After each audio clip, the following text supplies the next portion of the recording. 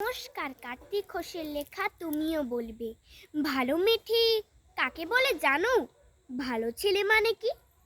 তুমিও বলবে সহজ প্রশ্ন। মাপকাঠি একটি।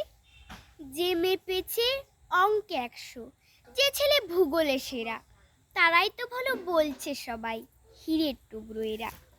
কাগজে ওদের ছবি ছাপা হয়, টিভিতে দেখায় মুখ, তাদের জন্যে আমারও তো ভাই আনন্দে ভরে বুক। কিন্তু তোমায় বলছি কেন জানো?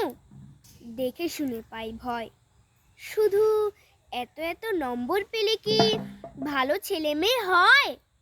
আচ্ছা, ধরো না যে মেয়ে পেয়েছে অঙ্কে অনেক কম, তার গান শুনে মুগ্ধ সবাই, হাততালি হরদম।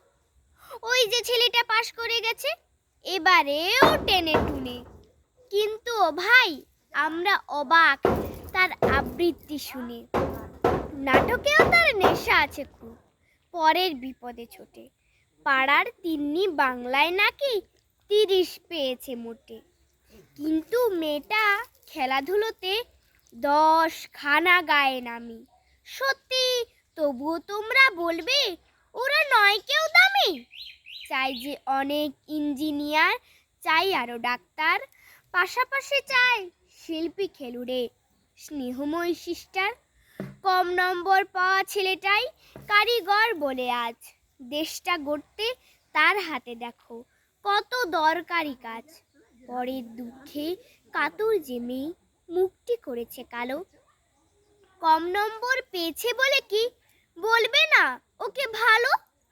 অভাবের টানে কলেজে পড়েনি, ছোট দরমার বাড়ি, তবুও ছেলেটা বাবা মাকে দেখে, ভাড়াতে চালায় গাড়ি। তাই বলছি কি, শুধু এত এত নম্বরে হয় নাকি মাপকাঠি? ভালো ছেলে মেয়ে বলতে কি ভাই, মানুষ চাইছি খাঁটি।